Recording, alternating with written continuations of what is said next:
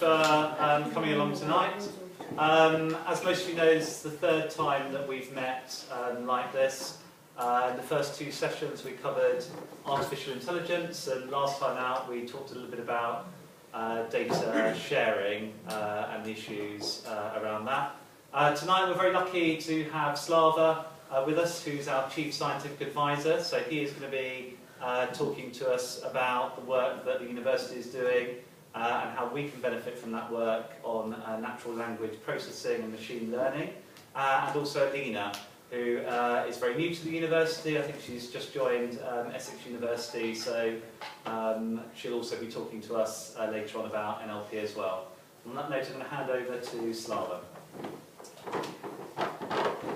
Thank you very much. So it will be in two parts. The first part will be just a motivating example based on one research, and then I will hand it over to Alina, who will talk about more general NLP and how NLP can be applied to public sector issues, potentially. So the motivating example is something from the current research that we're working on, and I tried to find a motivating example that is relevant for the public sector, so apologies if it's a bit of a stretch. Everything else is really on the much more political science and business sector side, where I'm working on natural language processing. So this one is on the motivating. So actually the first question is, why should we care? This is a question that anyone outside of NLP field is asking, but within NLP field we all sold that this is the best thing ever and this is the most important thing ever, and that's why we're working on it, to justify our paychecks. But for people from outside, why should we care? Just this is one example. This is a graph from 2014. This is a study done by one of the consultancies, International Data Consultancy. I don't even know if they do exist. The website still exists, but I don't know how to study. So this graph shows the growth of data, and you have structured data, the blue line, and the growth rate much smaller, and then you have this exponential growth rate of the unstructured data.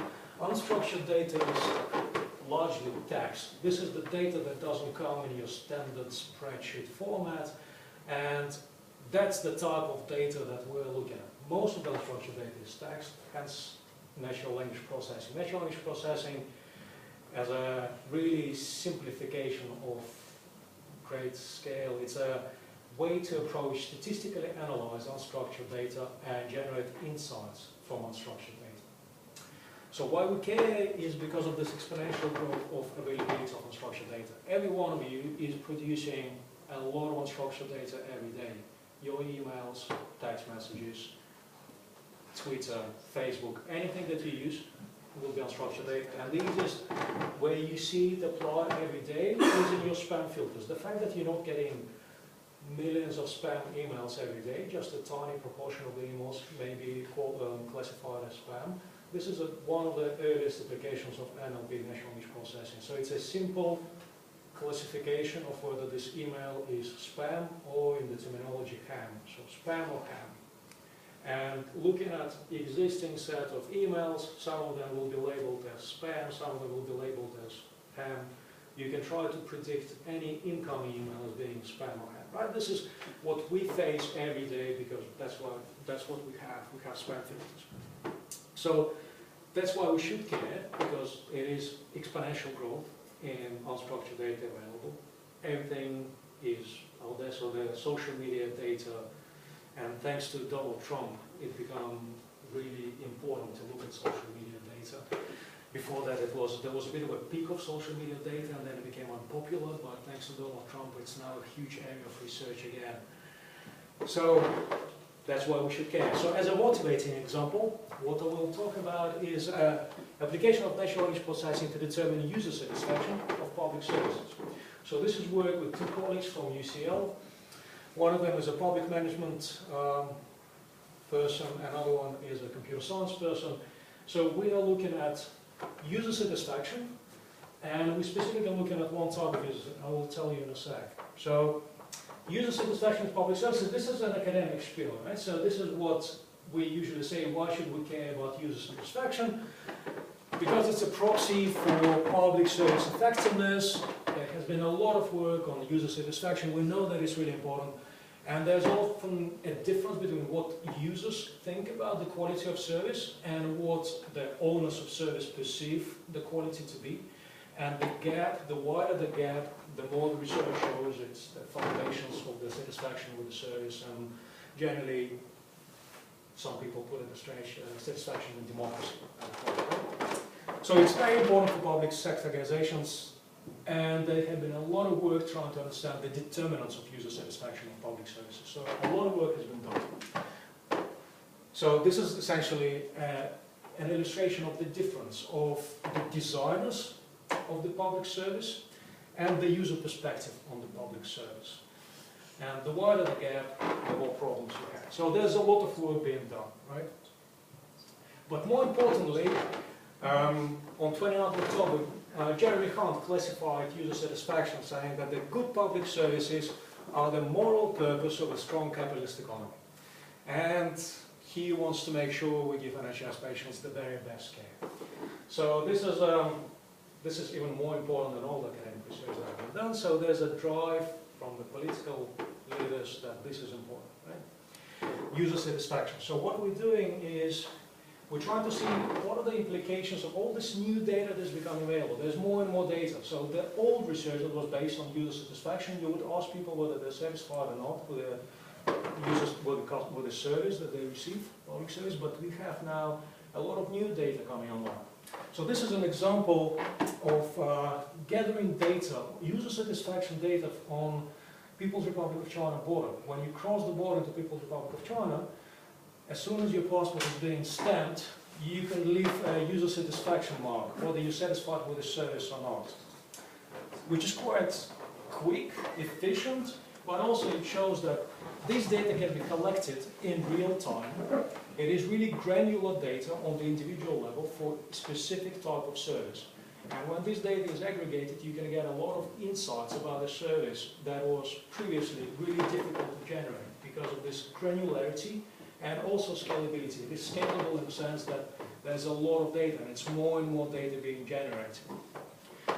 So better insights from more granular information, scalability, and largely it's coming in unstructured format and largely anonymous format. So that's another thing, that a lot of the user satisfaction data that is coming in is really anonymized, but there's no name attached to that. I mean, at a stretch you can probably identify a person crossing the border and you can see whether they were satisfied or not, but it defeats the purpose. It's just way too much effort for a tiny piece of information. So a lot of this data is anonymized and it's unstructured. So quite often what we leave behind is just a tiny feedback. So I didn't like this service or something else. Right? So it's really unstructured and anonymized.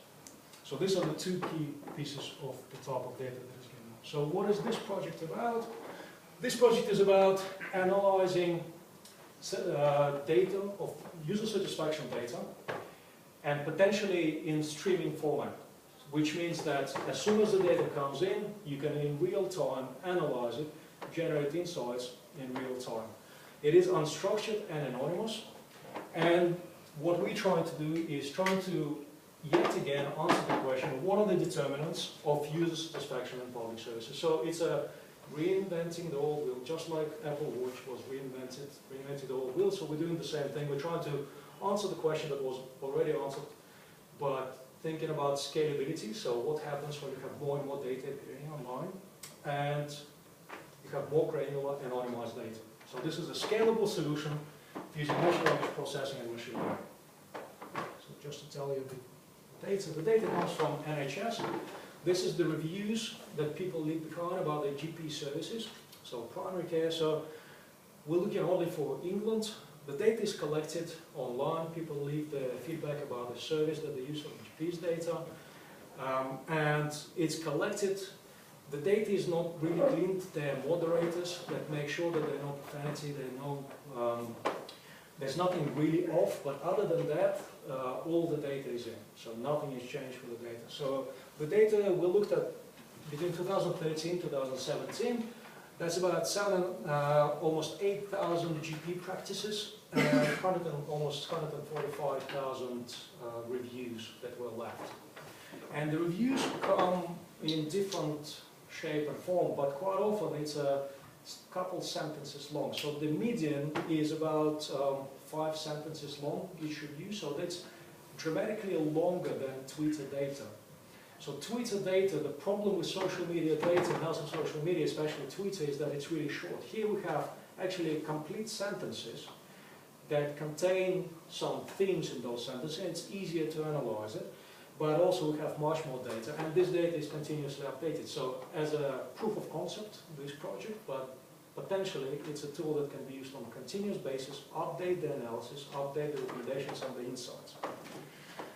So each month is about 5,000 reviews coming in this data set. In order to validate whether we're getting any good results, because that's another thing about natural language processing, you can apply a lot of the procedures, so a lot of the things you can apply, methods or algorithms, quite often they may seem like a black box. You don't know what is being produced. So one of the key things about application of natural language processing, specifically in the public sector, would be to understand whether the results are valid or not. So as a validation exercise, we're trying to link up our results to existing measures of customer satisfaction. So we're looking at the star ratings of GP practices. So luckily for us, and one of the reasons why we chose the data set is that next to a review, people were asked to rate the practice and use the dimensions to rate the practice, exactly the same dimensions that are the core dimensions for NHS. So are you able to get through the surgery by phone, to get an appointment, the staff, how they're treating you, satisfaction with the surgery itself, and then you give a star rating. So we take this star rating as a validation exercise for our analysis of text. So analysis of text can be quite a black box. We validate it by looking if there's a statistical relationship between analysis of text and the standard measures of customer satisfaction. So that's the data. So the way we approach it is we apply what is called probabilistic topic models. Probabilistic topic models in this type of NLP, it's you take text and then you say, right, so in this text, I assume there are so many topics. Let's say 5 topics in the text. And then you sort the documents from this corpus of text, each document, you sort into 5 topics. So you try to uncover 5 topics in this collection of documents. So if we think about collection of documents as 145,000 reviews, we try to uncover those 5 topics. Right? And topics are thematic topics, as I will show you in a second. And then we take those thematic topics and then we predict the stars, the objective measures of user performance, the stars that people also require. We identify the most important topics and we test for robustness, trying to control for all kinds of other things that may be relevant for user satisfaction, specifically in this context for NHS. So that's the analytical pipeline. So that's an example of the topic modeling. For all kinds of statistical reasons, we identified 57 topics in our collection. So 145,000 reviews, a couple million words. We identified that they contain roughly the optimal number through a different search that we've done is about 57 topics that are there. So looking at these 57 topics, we try to cluster them, and we understand that there are 3 main clusters, right? So the clustering algorithm behind it is trying to see the distance between the topics in terms of the words, whether the words are overlapping, how different they are, the individual topics. From that you can build the clusters of topics. And the 3 main clusters are essentially about positive reviews, negative reviews, and neutral reviews. Really intuitive, as you would expect. But this is all done without any human involvement. This is where humans are not alone, but we're getting something sensical in that sense. So we identify 57 topics, and then we're trying to see, so this is just an illustration of 57 topics. You have concentrations of reviews and the topics from the reviews. So positive are really clustered together, negative a bit more spread out. So when people are talking about positive things about GP practices, they are using words that are really similar. But in terms of negative topics, they're really spread out. There can be quite a few different things about negative. But the interesting thing is that people are usually not neutral about the GP practice, which is again quite understandable. So you're happy or unhappy, you're not going to leave a review if it's all okay, right? So it's mostly positive, negative. This is a slightly easier to see illustration here. So it's positive, negative, the intensity is picking up positive or negative, and only just really few clusters of neutral reviews. So that's the first view of the data. So we are picking up something that we think makes sense, just look at the review. So the next step is trying to validate that. What is the relationship between this and the objective measures? Well, more standard measures, rather objective, more standard measures of user performance, user satisfaction. So these are the topics. I will show you an easier to see picture of the topics. So can we predict user satisfaction, the standard measures of user satisfaction, using this text? Essentially, something out of text, something out of this black box of text analysis. Can we use this to predict user satisfaction, the standard measures of user satisfaction from the stars? So this is a validation exercise. We're taking the stars as our outcome variables and we're predicting it with the topics. We use this random forest model, get the accuracy that is quite high, on some dimensions quite low and on other dimensions, but we are picking up there's a relationship, and the relationship is pretty statistically significant. So again, hard to see here, but what we're picking up from every topic, one of the things about this machine learning approach of random forest is that you can identify the most important topics that explained your star review. So the most important topics are 41, 12, 37, and 38. So I will show you in a second what it means. So what are they about? So topic 41 that came up as the most important predictive topic. It's about the words that are the highest probability within this topic are profession, team, efficiency, kind, nurses, enough, thorough.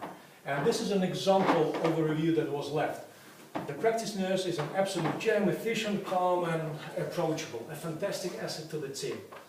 So the next most important topic was topic 12. Thanks, support, care, help, family, great, appreciate.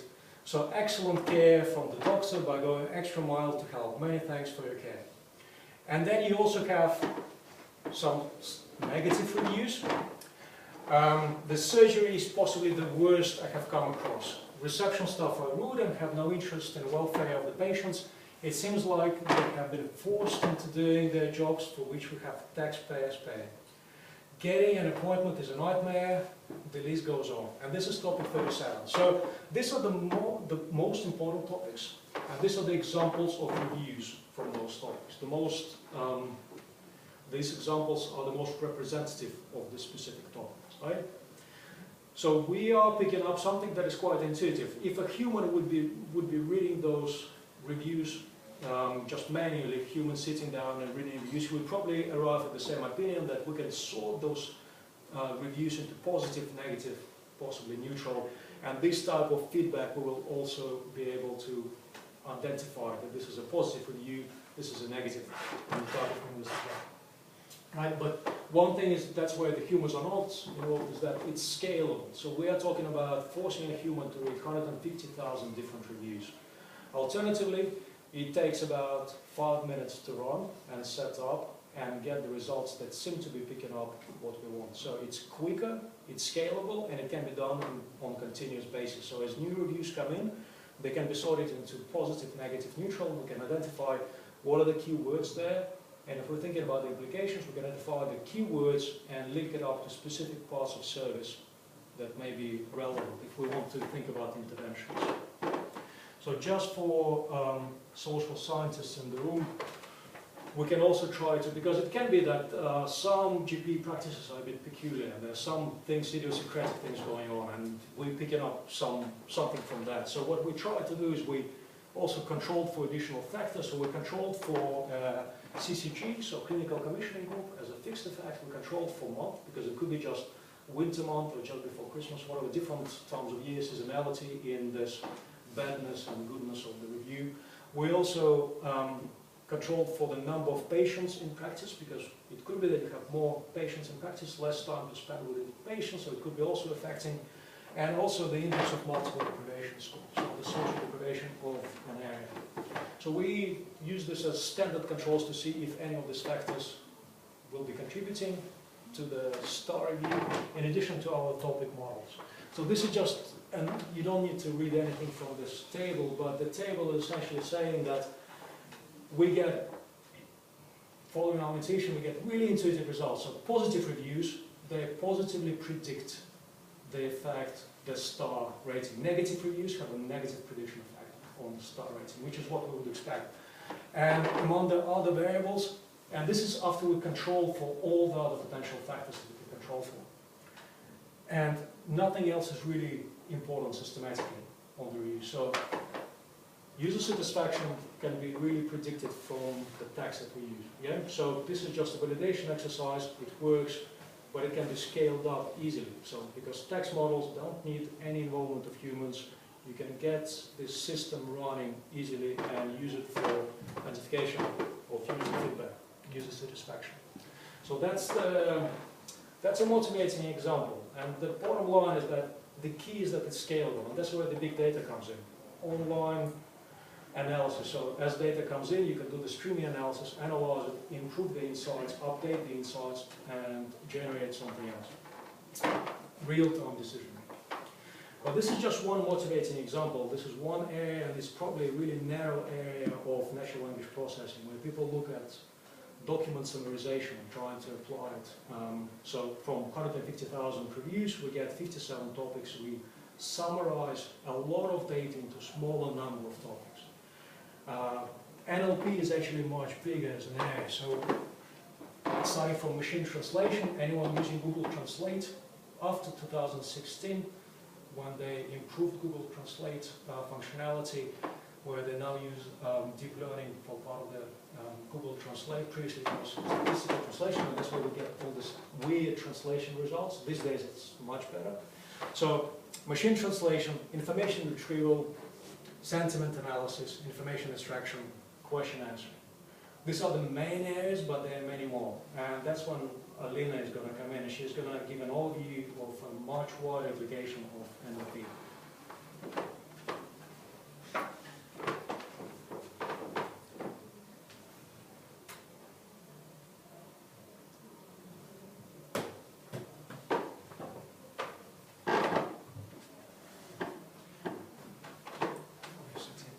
So Alina is a new, as Richard said, new addition. We really like it to get Alina at the university. She joined us from Brazil Federal University.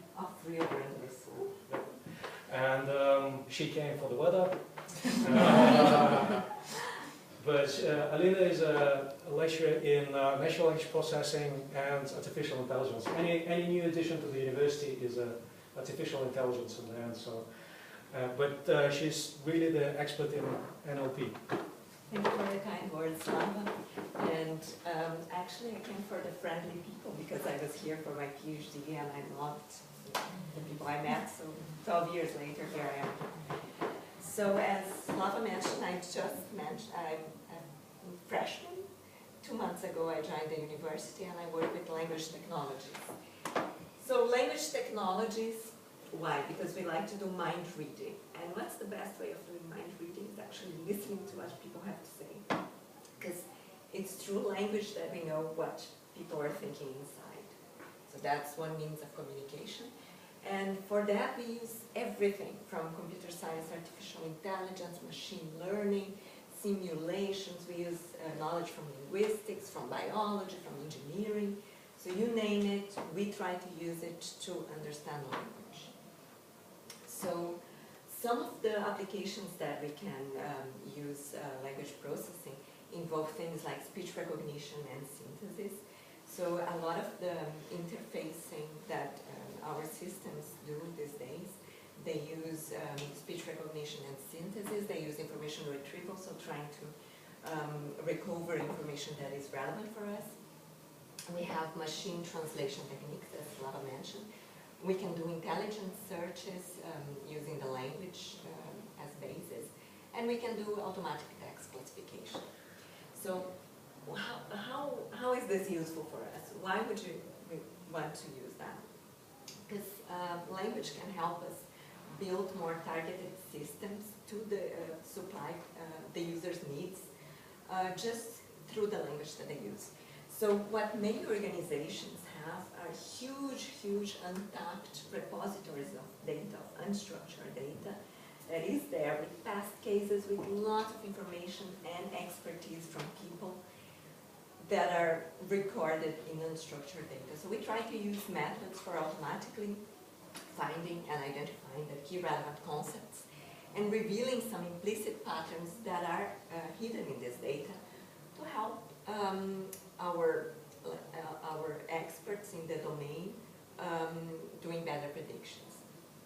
So for example, from emails these days we have, text in natural language and some information that is there that we can easily find. So for example, let's say there is a building being mentioned, there is a date, there is a time.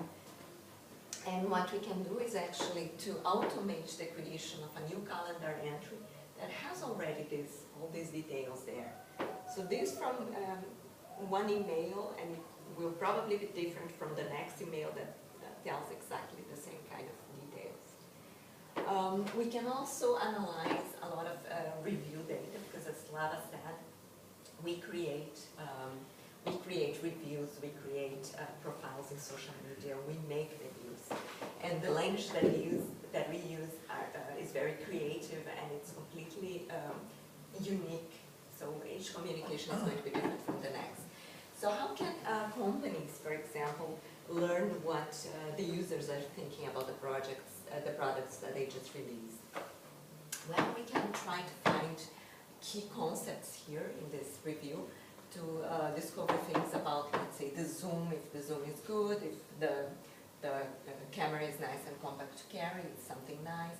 So we can generate information like this that is very easy to analyze from information written in natural language. And of course there are machine translation systems that have various applications. And one of them is in enabling people from different backgrounds to better communicate their needs. In particular, one application that has received a lot of attention recently is question answering. So question answering can be anything where, any application where the user communicates in natural language and the service provides an answer also in natural language. So some traditional systems in the area are, for example, STAR, which was developed by an MIT researcher to deal with information about stars and astronomy, but it also answers questions about general knowledge. So if I wanted to know how far the moon is, I could just type a question in natural language and it would provide me with links and answer. And these systems can also have speech synthesis, so they can speak their answer. And one very notorious recent example is from the IBM system, Watson, which in 2011 won the program Jeopardy, and competing against human subjects. And let's see, there is a video there and I can leave the link available, but it's very impressive because the system actually does speech recognition, so it's listening to the same question that the humans are listening to. It transcribes the speech and it searches the database for the relevant information. It finds the answer, it synthesizes the response, and it gives it in as fast a time as the human competitors. And this system is used as a case study, for example, for IBM to sell question answering capabilities for a variety of applications. So one of the applications that they've been using is for training or in-house training of the salespeople about their products. So they are using a question answering system where people are being trained by asking questions and the system is finding the relevant information. And these same capabilities are being commercialized for many, many different applications. They are selling, for example, IBM for police forces across the world to help them deal with the information that they have stored and maybe find links between, I don't know, gangs or drug trafficking and so on from their unstructured records. And one of the projects that I was personally involved, just to give you an example, that is not just big companies like IBM, but we at the university can provide this kind of services, was a system, a question answering system with voice interface to supply users with information about taxes and incomes for different city councils in the state. And this was done in 2010, so before IBM was. So, and we actually built this by hand. It was tailored for the city council that we wanted, and they were very happy about it. These capabilities are also used in personal assistants, and you have, these days you have your mobile phone, you can talk to it, and you are not considered to be a lunatic or anything like that, as you would 30 years ago. So today you talk to your mobile phone, and it places phone calls for you, it answers emails, it finds information about restaurants close to you. And I'll show you the video in a bit about Amazon Echo and about Siri. And other applications that you have that may also be useful for you are, for example, writing assistants. So these days you can begin to write a text, and there are systems that are tailored, for example, for academic writing. So if a user wants to write a scientific paper, these systems have some templates there that can help the user. They are not going to write the paper for the user, but they can help with some suggestions and some error correction. There is also some work on duplication or plagiarism detection, where you find cases that are very, very similar to the one that you were analyzing, and it finds, for example, the duplications in project proposals for big research councils. It finds plagiarism detection, for example, for our own purposes as a university, if we want to know if a student plagiarized someone else. We have systems that do that in quite a sophisticated way. And these systems can also be applied for purposes of education and tutoring, for example, analyzing automatically language that users produce and helping with automatic, semi-automatic essay assessment. So correcting the language. So we have also uses for predicting difficulties that people may have when they are reading something. So for example, for people with dyslexia, we can detect texts that are going to be difficult, and we can rewrite these texts using text simplification techniques. So to make them more tailored to what they would find easy to read. And there are also healthcare applications where we use health records and try to find information there to help to predict, for example, better cost-effective ways to diagnose, or to help the triage nurses to direct the user to the particular healthcare. There is also early detection of conditions like depression or Alzheimer's. So there is, a huge potential of applications of language, because we communicate through language. So the message that I wanted to leave with you is that we all produce language. There is more language than ever, and it's going to continue like that. And we can use this to provide a better service in easy and affordable ways. So if there is anything here that I mentioned to you and that you would like to know in more details, I'd be happy to talk to you. And as Slava said, I'm at the University of Essex, and this is my email. And I'd like to thank you for the opportunity of presenting a little bit of what the area has been working on. So thank you. Thank you. Any thoughts? Any thoughts, reflections, questions on the presentations that you've heard so far, Slava's and Alina's? Anyone have any? No? Oh, I think you might have got away with it. I just wonder, it'd be interesting to explore where this might help us in our, you have sort of alluded to areas in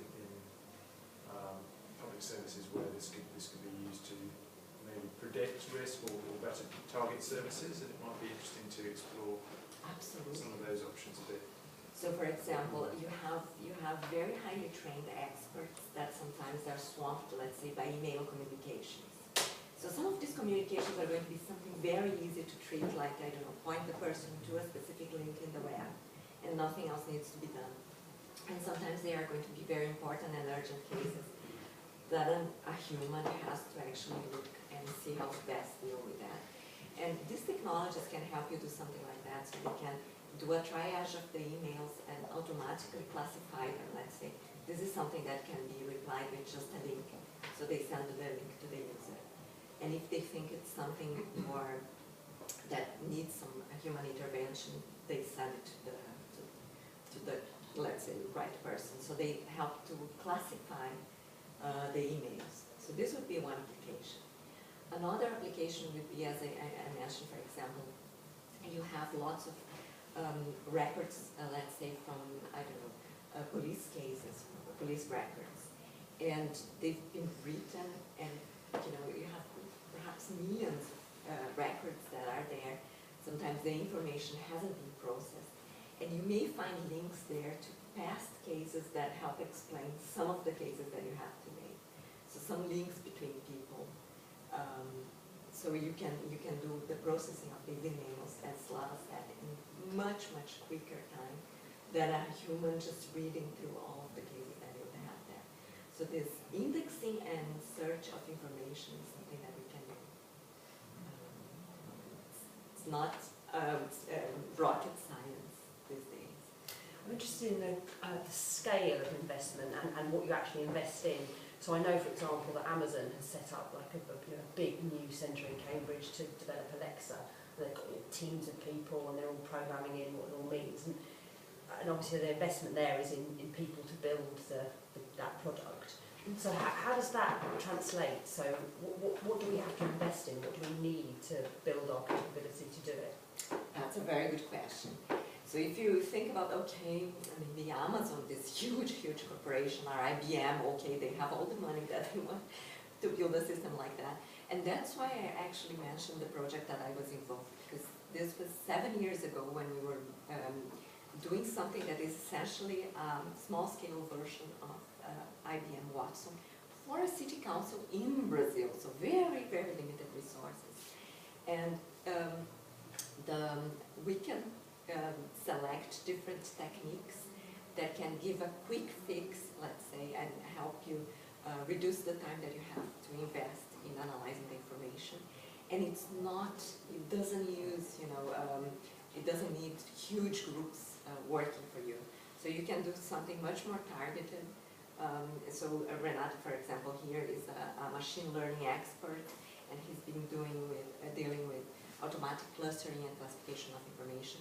I do natural language processing, and we deal with things like, for example, on a 1-year scale, we can already provide a solution for you. So we have teams of PhD students, postdocs, sometimes involved in this project, sometimes research assistants. But you tell us the budget, we tell you what we can provide for that. But some of these solutions are in question of months that you can have, depending if you want a full natural language understanding system, something that can really interact with natural language, then maybe it's a bit, you need a bit more money and a bit more time. But if it's something, let's say like automatic email classification, this we can do in a much shorter period and with available resources that are more suitable to, let's say, not the pockets of IBM and Amazon only, but to our needs as well. So I think it's also the scale, the issue of scale. So what Amazon is dealing with, that's why they need so many people. It's the scale of data, but also the scale of operation. It's dramatically different. That's why they need that much investment. It needs to be real time, but at scale, real time at scale is complicated. But that's what they need for Alexa to work, right? But this is not what, for example, what you need. You don't need an answer done in real time.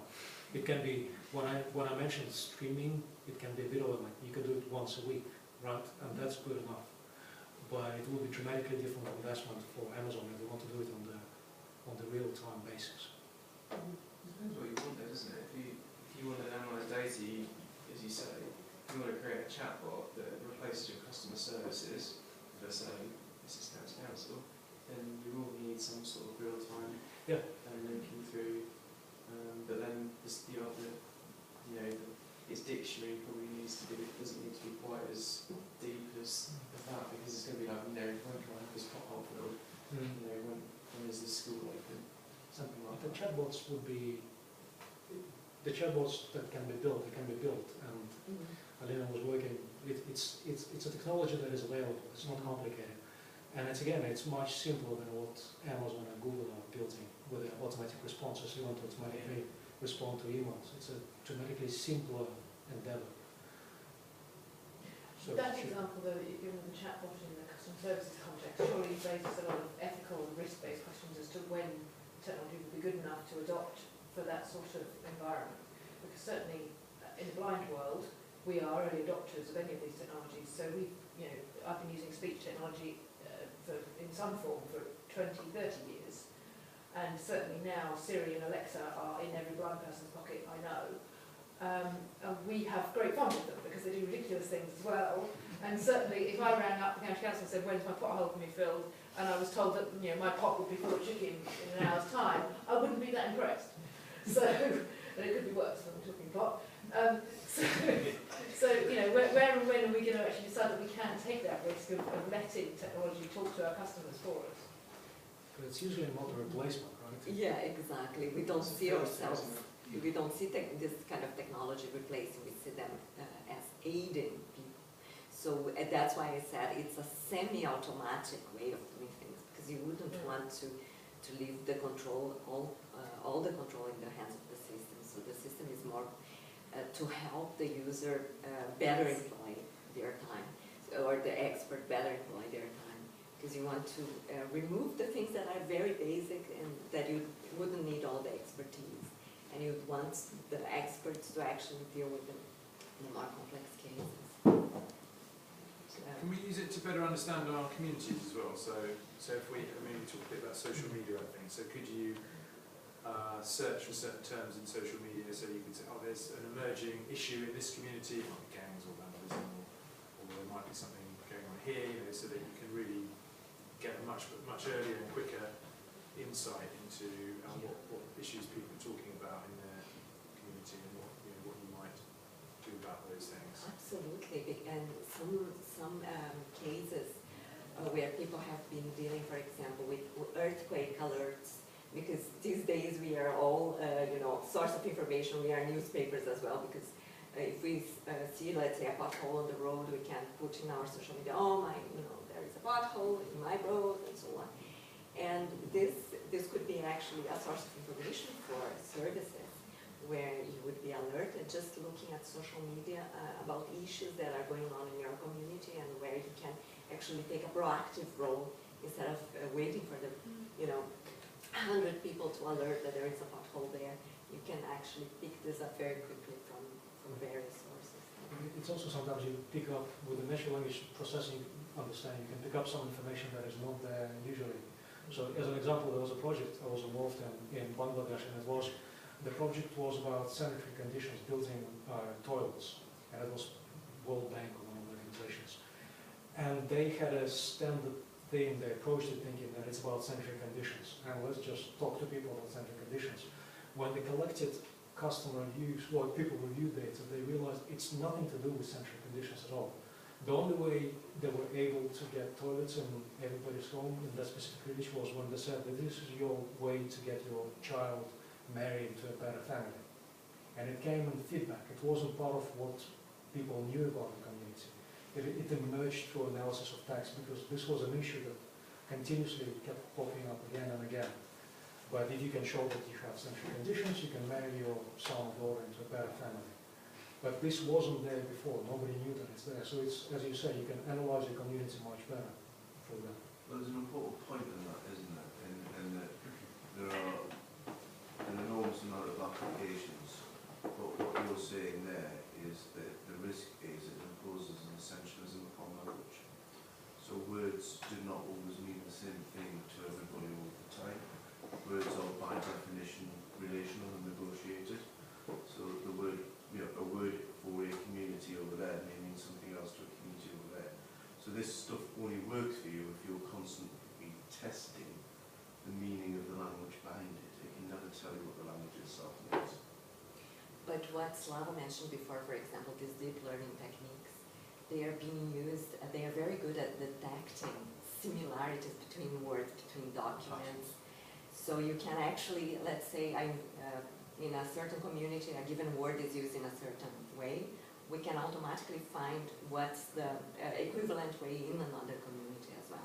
So we can detect these things automatically. And for example, we can find, let's say there is a certain issue in a given community, we can find similar cases automatically from past records, even if they didn't use exactly the same language for those records or the terms changed.